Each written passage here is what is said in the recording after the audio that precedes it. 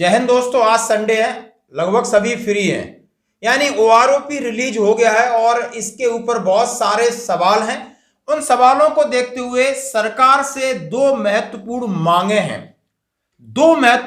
इन पर ध्यान दीजिए। और ये मांगे उनके लिए भी हैं जिनके लिए ओआरओपी लागू हुआ है और जिनके लिए ओआरओपी लागू होना है।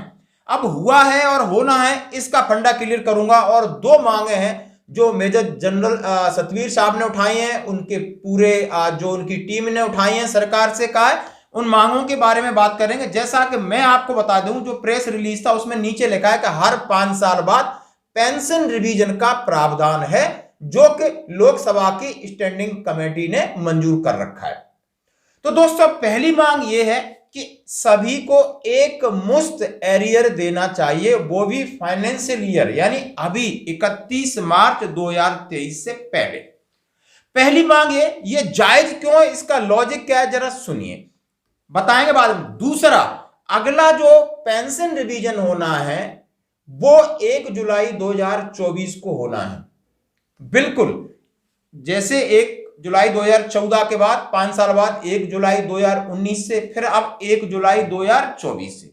अब ये इसमें कौन कवर होगा, आप समझ सकते हो। इसमें कवर होगा 1 जुलाई 2019 से जो रिटायर हुए हैं और 30 जून 2024 तक के जो रिटायर्डीज हैं, 19 जुलाई, अगस्त, सितंबर, अक्टूबर, नवंबर, दिसंबर, और 20 के पूरे, 21 के, 22 के, 23 के, 24 के मिड तक के, जैसे हम लोग भी हैं। इनको तो अभी इसमें कोई फायदा या नुकसान होने वाली बात नहीं है।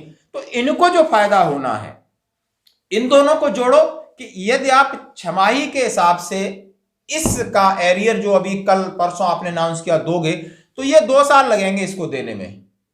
यानी 2023 में 2 किस्तें दोगे, 2024 में आप 2 किस्तें दोगे। आपने 4 किस्तों की बात की है, जबकि 2024 का फिर आपको ड्यू है।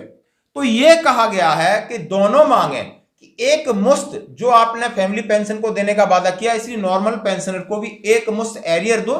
क्योंकि 1 लाख, 1.25 लाख से ज्यादा किसी का 1.5 लाख, 2 लाख होगा, 2.5 लाख होगा, अफसरों की बात नहीं मैं कह रहा।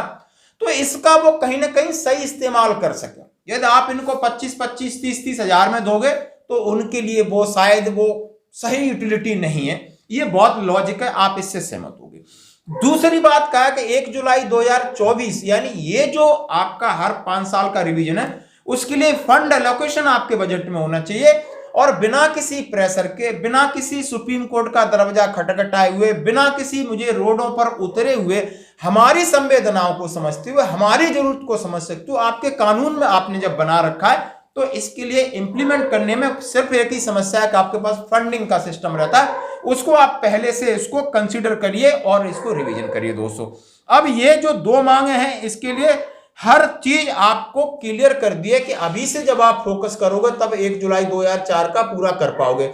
और 2024 में आम चुनाव है, उसी टाइम जब पेंशन रिवीजन होने का फिर वक्त आएगा। इसके लिए और कहीं दरवाजा न खटखटाना पड़े। कोई भी सरकार हो, चाहे ये गवर्नमेंट हो, चाहे और आने वाली गवर्नमेंट हो, सेना के मामलों को जो सेना बॉर्डर पर लड़ता है, उसको अपनी लड़ाई कोर्ट में नहीं लड़नी पड़े, जमीन पे नहीं उतरना पड़े। क्योंकि हमें तो ये भी शर्म आती है, हम औरों की तरह धरना, प्रदर्शन, तोड़ फोड़, गलत नारेबाजी भी नहीं कर सकते, क्योंकि हमारे डीएनए में नहीं, हमारे ब्लड में नहीं है। हमें इस देश से प्यार है, इस भारत माता से प्यार है, और जो भी सरकार ऊपर बैठी है हम उस पर भरोसा करते। लेकिन एक और सुझाव दिया है कि कभी भी आप कोई चीज फौज के कंसर्न डिसीजन लेते तो हमारे कोई रिटायर्ड बड़े अफसर हों या सर्विंग अफसर हों, या और आप समझ सकते हो जो भी बुद्धिजीवी हो, जो सेना की बेल्ट कैप धारण की है, जिन्होंने ऑपरेशन किया, उनको तो शामिल करो नहीं। इस तरह की फजीत कराते हो। आपने कल से कितनी टेबल निकल चुकी, दूसरी टेबल निकल चुकी है, और इसके सारे कई लोग, फेक लोग बीच में घुस गए, उन्होंने कई टेबलें घुसेड़ दी हैं। इसमें आप बिल्कुल कंफ्यूज नहीं होना।